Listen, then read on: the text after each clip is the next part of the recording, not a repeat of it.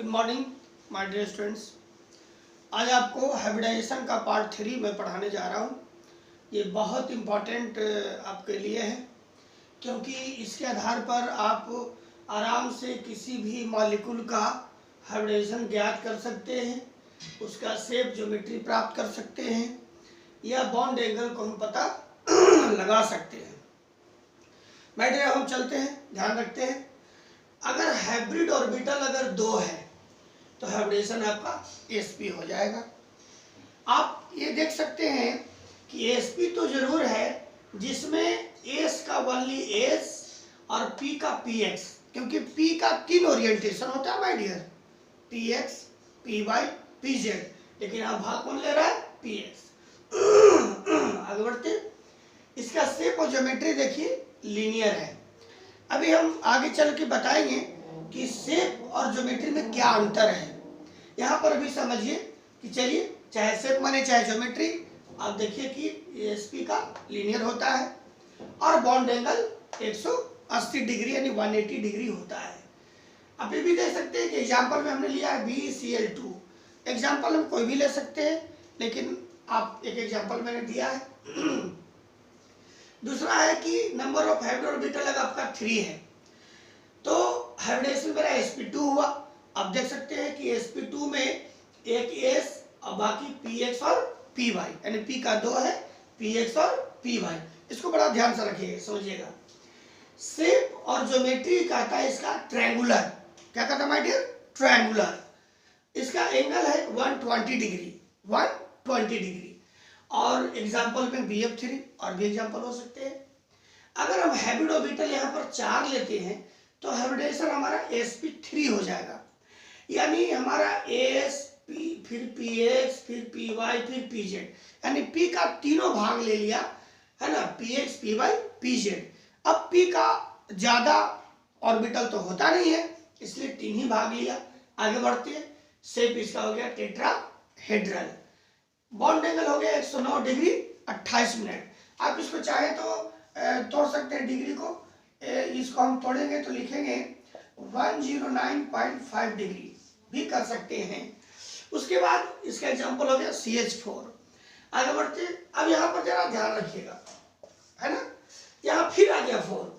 ये 4, दोनों 4 के लिए मैं अंतर में बता दूं, ये 4 जो है ये आपको सिंपल कंपाउंड के लिए है और ये 4 जो है कॉम्प्लेक्स कंपाउंड के लिए है। अब सिंपल कंपाउंड कौन होता है, कॉम्प्लेक्स कंपाउंड क्या होता है, मैं छोटा सा बता दूं। वैसा कंपाउंड जो कंप्लीट आयन में टूट जाए उसको सिंपलेस्ट कंपाउंड कहते हैं, लेकिन जो कंप्लीट आयन में ना टूट पाए उसको कॉम्प्लेक्स कहते हैं। तो कॉम्प्लेक्स में आपका अगर 4 आए तो DsP2 हो जाएगा और इसका शेप हो जाएगा स्क्वायर।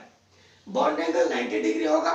एग्जाम्पल आपको बता दिए, NiCN का होल 4 के पावर 2 माइनस। अब ये यहाँ पर जरा बता रहे हैं DsP2 में भाग कौन लिया, क्योंकि D का तो 5 ओरिएंटेशन होता है, DXY, DYZ, DZX, DX square minus Y square और DZ स्क्वायर। तो माय डियर यहाँ पर भाग कौन लिया, DX square minus Y square plus S plus PX plus PY। उसके बाद 5 ले लेते हैं तो sp3d होगा। यहाँ पे देखिए S, PX, PY, PZ और DZ स्क्वायर, देख रहे हैं ना, यहाँ पर DZ स्क्वायर ही केवल भाग ले पाया। ये बहुत बड़ी चीज है, सब एग्जाम में पूछता है, ध्यान रखिएगा। ट्राइगोनल बाइपिरामिडल जो हो गया 120 डिग्री और 90 डिग्री पर ये बनेगा। ये एग्जांपल हो गया PCl5। 6 है अगर हाइब्रिड ऑर्बिटल तो sp3d2 हो गया, यानी s plus px plus py plus pz और by dx square minus y square और dz स्क्वायर यहाँ पर पार्टिसिपेट करेगा। शेप हो जाएगा ऑक्टाहेड्रल, ठीक है। बॉन्ड एंगल 90 डिग्री और हो जाएगा एग्जांपल SF6। अब मेरे दोस्त 6 अगर आ गया तो हाइब्रिड ऑर्बिटल तो S plus PX PY PZ, ठीक है, ये तो मैं बता दिया। सॉरी, आगे बढ़ते हैं, 7 में आते हैं, sp3d3। ये हो गया, इसमें S PX PY PZ और फिर DXY DYZ DZX, ये आपको ऑर्बिटल भाग लेना है। उसके बाद इसका जो शेप होगा या ज्योमेट्री पेंटागोनल बाइपिरामिडल। एंगल हो जाएगा 72 डिग्री एंड 90 डिग्री, यानी 72 और 90 डिग्री। एग्जाम्पल होगा IF7। तो हम समझते हैं कि माय डियर आपको ये बात समझ में आ गई होगी। अब आगे बढ़ते, थोड़ा सा छोटा सा कंफ्यूजन हम दूर कर देते हैं, इस शेप और ज्योमेट्री में क्या अंतर है। देखिए अच्छे से नोट करिएगा इसको, है ना, ये बहुत कम लोग बताते हैं। मैं आपको एक बहुत छोटी सी बात, एक नया ट्रिक में बता दे रहा हूँ, ध्यान रखिएगा।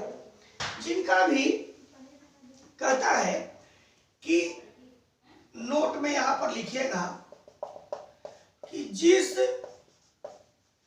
सेंट्रल एटम, जिस मॉलिक्यूल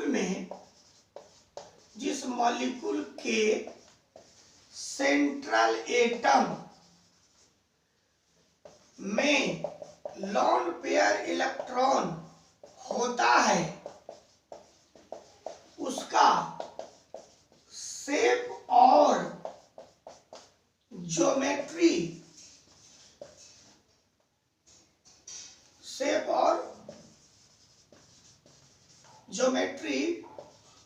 अलग अलग होता है। गेटिंग? ये कहता है कि जिस मॉलिक्यूल्स के सेंट्रल एटम में लॉन पेयर इलेक्ट्रॉन नहीं होता है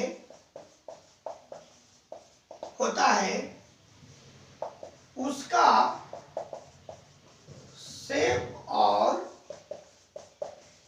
ज्योमेट्री समान होता है। समान मतलब इक्वल होता है।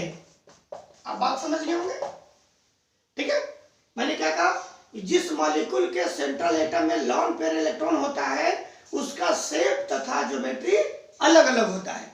ये बहुत बड़ा बात मैंने बताया आपको, ध्यान रखिएगा, क्योंकि इसमें बहुत कंफ्यूजन होता है माय डियर। दूसरा मैंने क्या कहा, जिस मॉलिक्यूल के सेंट्रल एटम में लॉन पेयर इलेक्ट्रॉन नहीं होते हैं उसका शेप और ज्योमेट्री समान होते हैं। अब मैं एग्जांपल एक दे करके मैं क्लियर कर रहा हूं, ध्यान रखिएगा मेरे बच्चे। माय डियर, चैनल को सब्सक्राइब जरूर करेंगे और अपने फ्रेंड्स को शेयर करेंगे। ध्यान रखिएगा, मैं लिया यहाँ पर NH3। देखिए तो NH3 में देखिए तो एक लॉन पेयर इलेक्ट्रॉन हो गया। जब लॉन पेयर हो गया तो शेप देखिए, शेप मतलब आकार, और ज्योमेट्री होता है ज्यामितीय रचनाएं। अब देखिए तो अब हम देखा क्या कहे थे कि शेप और ज्योमेट्री अलग अलग होगा कब, जब लॉन पेयर हो जाएगा तब। तो देखिए तो लॉन पेयर आ गया, इसका मतलब शेप कैसा दिख रहा है, देखिए तो जरा मजा आएगा। टी जैसा दिख रहा है, यानी इसको बोलेंगे टी शेप। क्या बोलेंगे बच्चा, टी शेप, है ना। अब देखिए ज्योमेट्री क्या हो जाएगा, तो ज्योमेट्री अभी हम बताए थे इसका, क्योंकि इसका हाइब्रिडाइजेशन मेरे दोस्त मेरे बाबू sp3 हो जाएगा। तो जब हाइब्रिडेशन sp3 हो गया तभी हम दिखाए थे टेट्राहेड्रल। क्या बताए थे, टेट्राहेड्रल, यानी ज्योमेट्री हो जाएगा टेट्राहेड्रल और शेप हो जाएगा टी शेप। क्लियर है। उसी तरह से हम H ले लेते हैं,